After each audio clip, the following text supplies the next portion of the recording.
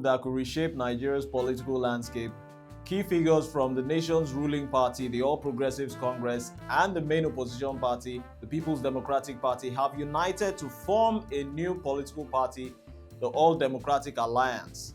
The unprecedented coalition follows a tumultuous period of dissatisfaction and disillusionment within the ranks of the established political parties, marking what may be one of the most significant political realignments since 2015. Welcome, and this is Viewpoint, where we discover perspectives and embrace dialogue. I'm your host, Odiawa AI. Join us shortly.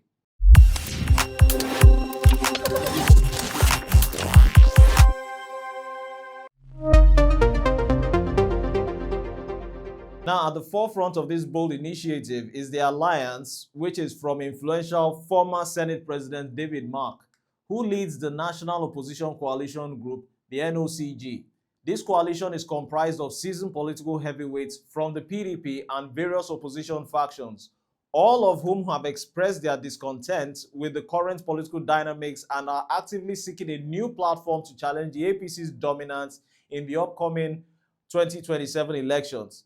The momentum towards the establishment of the All Democratic Alliance, the ADA, going forward accelerated after a series of strategic consultations among these senior leaders on the 19th of June 2025. The NOCG convened in Abuja, where a crucial 15-member new platform committee was actually formed. This committee was tasked with the critical job of laying the groundwork for the political party, which is emergingly new. Following intense deliberations, the committee not only approved the party's name, the All Democratic Alliance, but also its constitution, its manifesto, its logo, and the appointment of an interim leadership team. Chief Akin A. Ricketts has been appointed as the chairman of the ADA, with Abdullahi Musa Elayo stepping in his national secretary. Rather, together, they will actually steer the boat or the ship of the party through its foundational stages, laying a robust framework for its future operations going forward. Chibuike Rotimi Amaechi, former Rivers State Governor and also former Transport Minister and Chairman of the committee, emphasized the urgency of the task at hand.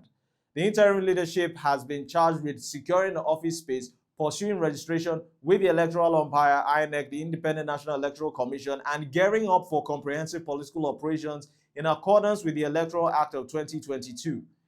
Now, in a communique signed by Amaechi and Dr. Umar Ado, the committee articulated its commitment to officially converting the platform into a registered political association, marking a definitive step towards solidifying its presence in Nigeria's political arena. This formation of the ADA is not just a reaction of internal party dissatisfaction, it represents a broader desire for change among the electorate. Many Nigerians are increasingly frustrated with the status quo, which is evident around the country, and this new party could serve as a beacon of hope for those yearning for a fresh political alternative, might I say. As the 2027 elections approach, the stakes are actually high, and the emergence of the All Democratic Alliance, the ADA, could catalyze a critical reassessment of Nigeria's political affiliations.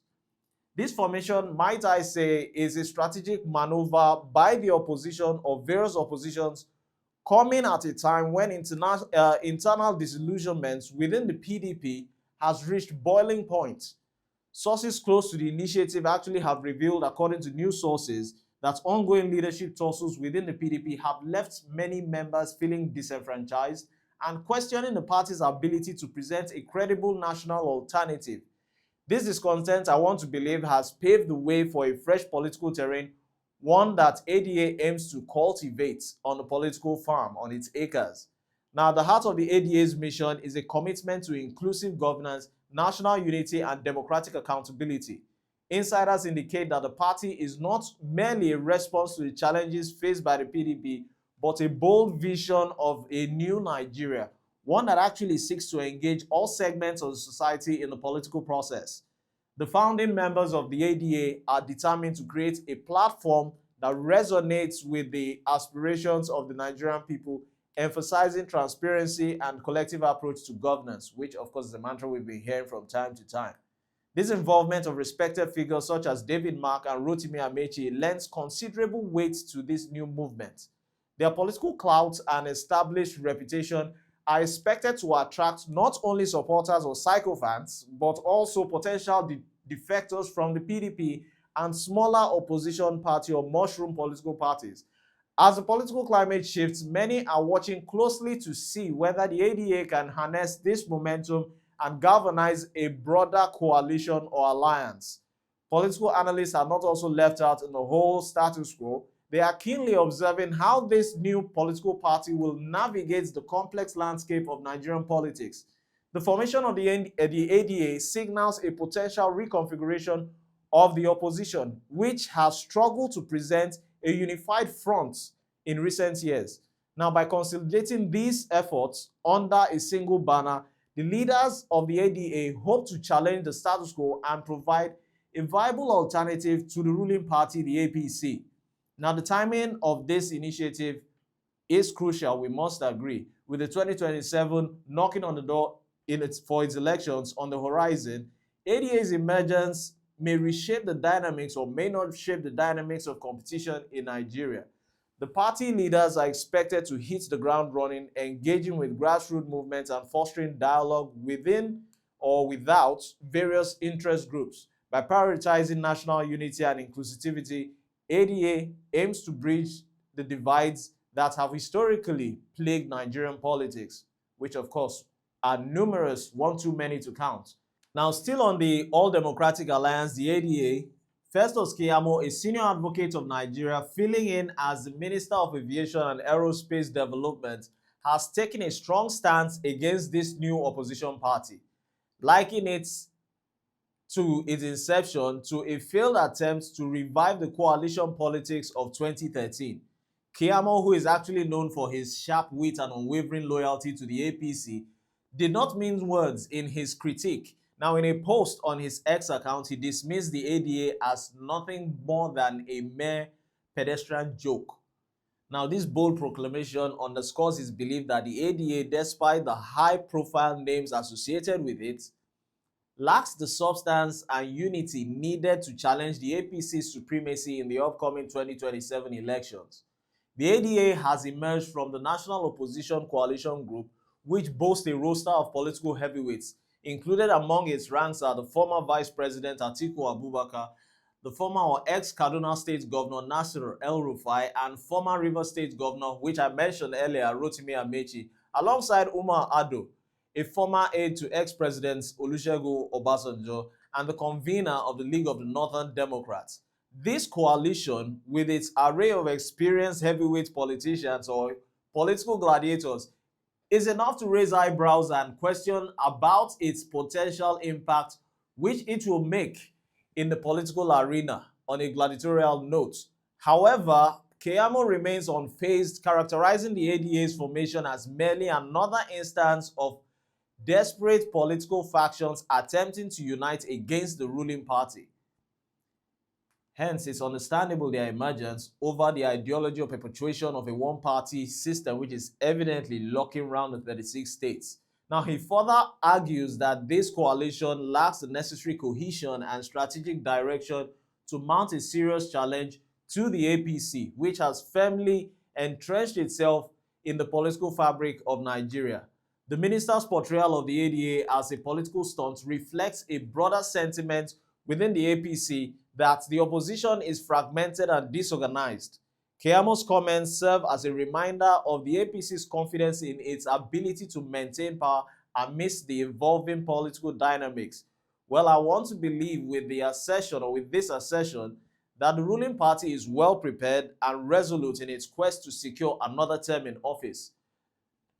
Not forgetting critics also who are actually abound. However, they argue that dismissing this emerging alliance so casually could be a strategic miscalculation.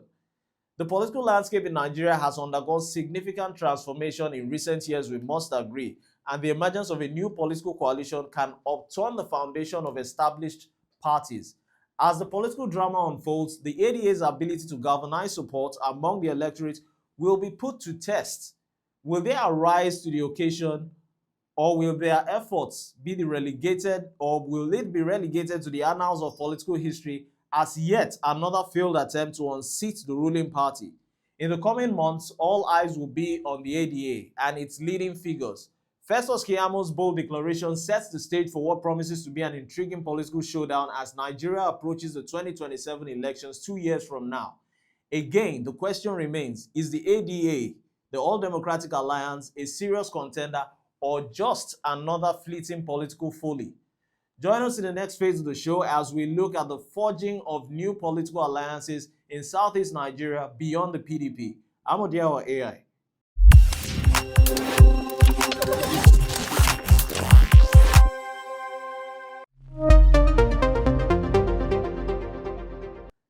You're welcome back. The show is still Viewpoint. Now, as the political landscape, still talking alliances in Nigeria, continues to evolve, the Southeast region finds itself at a critical juncture. The time has come to confront the harsh reality. The People's Democratic Party, the PDP, has long been seen as a bastion of hope for the Indigo people. This is describing the indigenous people of Southeast Nigeria. Now, has instead become a source of persistent humiliation. The analogy of an irresponsible husband mistreating a loyal wife resonates painfully in this description or analysis. Despite the region's unwavering loyalty to the PDP, the party has failed to reciprocate its commitment to Southeast Nigeria. The PDP's history is deeply intertwined with the Southeast, a relationship that should have fostered mutual respect and fairness. Yet, the ongoing saga surrounding the coveted position of the National Secretary is merely the latest chapter in a narrative of neglect. It begs the question, how much longer will the Southeast endure its political masquerade? Now, to fully understand the current predicament or status quo, we must revisit the history of the PDP, born in 1998 from the audacious G34, a coalition of courageous Nigerians led by the late Dr. Alex Ekwueme. The party emerged as a beacon of hope in a nation yearning for democracy. Founding fathers willing to risk their lives against the oppressive regime of the late General Sani Abacha sought to reclaim Nigeria from the clutches of military rule. It was a noble battle, we must agree, and their sacrifices should have been secured just as a reward for the Southeast. Now, in 1999, as the nation prepared for its first democratic elections, it would have been fitting for Ekwueme to ascend as the PDP's presidential candidate. Alhaji Lawal Kaita, one of the party's architects, even proposed a clause for Ekwueme to assume the presidential role unopposed. However, Ekwueme, in a display of true democratic spirit, turned down the offer or declined. Fast forward to today, the consequences of this decision reverberate through the hallways of the southeastern region. The PDP, once a platform of hope, has transformed into a vessel of disappointment, evidently speaking from news sources or news rounds all through the months. The Southeast has been sidelined in key political decisions, and the ongoing struggle for the National Secretary position exemplifies the party's disregard for the region's aspiration. The recent history of the PDP serves as both a cautionary tale and a rallying cry for the Southeast. The event surrounds the PDP's presidential primary in Jos, Plateau State, have ignited a firestorm of discontent and reflection. Alhaji Keita's worst fears are now realized when the party's leadership actually chose to sideline the illustrious Dr. Alex Ekwueme of blessed memory, essentially tossing aside a seasoned leader like a discarded pawn in a game of political chess. The emergence of Chief Olusegun Obasanjo as the party's presidential candidate felt akin to a shocking intrusion, a man appearing out of nowhere akin to a thief who drops through the roof of a house you painstakingly built, only to unceremoniously eject you through the window. The political maneuverings were all too clear. The military and the so-called owners of Nigeria sought to placate the Southwest, compensating them for the historical injustice surrounding the annulment of MKO Abiola's election on June 12, 1993. In this grand political theater, who better to serve as a sacrificial lamb than Ekwueme, an outsider with no chair on the political table, or would I say, table of power? Despite the cold reception on the plateau, the Southeast demonstrated remarkable solidarity and political acumen in 1999 on its presidential election, Under the Ekweme's guidance, they actually rallied an impressive 3.2 million votes for Obasanjo, representing a staggering 78% for their electoral participation. Their commitment to the PDP and the vision of a united Nigeria was further solidified in 2003 when they delivered an even greater 4.5 million votes to support Obasanjo's bid for re-election. This surge of electoral support came during a particular touching moment as the revered Eze Gburugburu, as his alias is known as, Dame Chukwuemeka Odumegwu Ojukwu, also stood as a presidential candidate, highlighting the complexities of the emotional weight of the election. Might we make reference to the 1967 to 1970 Civil War, understandably. Now, fast forward to 2007, when the late Umar Musa Yar'Adua ran alongside the South-South Dr. Goodluck Jonathan. The Southeast chose to align more with Yar'Adua under the platform of the PDP, eschewing their own king who ran with General Muhammad Buhari, the esteemed Chief Mike Ahamba, another senior advocate, as his vice president or vice presidential candidate. Now, this choice underscores the Southeast's willingness to look beyond immediate affiliations in search of broader political alliances. The historical loyalty of the Southeast to the PDP has been unwavering, but the winds of change are upon us currently as we speak. Might we say it is time to explore new alliances that reflect the evolving aspirations of the people? Food for thought, I leave that for you. Looking back at the crucial moments of 2011, we witnessed a profound loyalty to Goodluck Jonathan after the tragic loss of late Musa Yar'Adua. Jonathan secured a staggering 4,985,246 votes from the Southeast. In stark contrast, Alhaji Atiku Abubakar of the then or defunct ACN, which has metamorphosed into the APC, garnered a mere 76,228 votes, despite the presence of their own king again, Senator Ben Obi, as his running mate. This overwhelming support for Jonathan was not a mere coincidence. It was a testament to the region's commitment to the PDP. Fast forward again to Jonathan's re-election bid in 2015.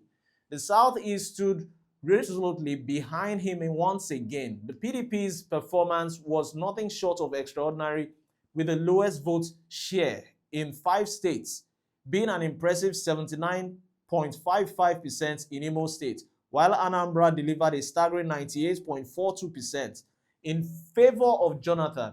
This loyalty persisted even in the nation, which actually swept up in the change fever, which led many traditional PDP strongholds to waver and ultimately revolt. Yet, the Southeast remained steadfast, showcasing another and again an unwavering allegiance to the party and its candidates. However, this devotion was met with disdain from the then opposition, as evidenced by Muhammad Buhari's infamous declaration in Washington, D.C., where he vowed to never forget or forgive the Southeast. He lamented the disparity in support, asserting that he could not treat those who gave him a mere 5% of their votes as equals to those who delivered a resounding 98%. Such remarks, might I say, expose a deep-seated disregard for the region's contributions and aspirations. As we now stand at a crossroads, it is imperative for the Southeast to reevaluate its political trajectory, the unwavering loyalty to the PDP, which may not have yielded the desired returns in terms of representation and development. The current political climate presents an opportunity for the Southeast to diversify its political partnerships, engaging with other parties and regions to create a formidable coalition. That will be all on Viewpoint today, where we discover perspectives and embrace dialogue. I've been your host, Odiawa AI.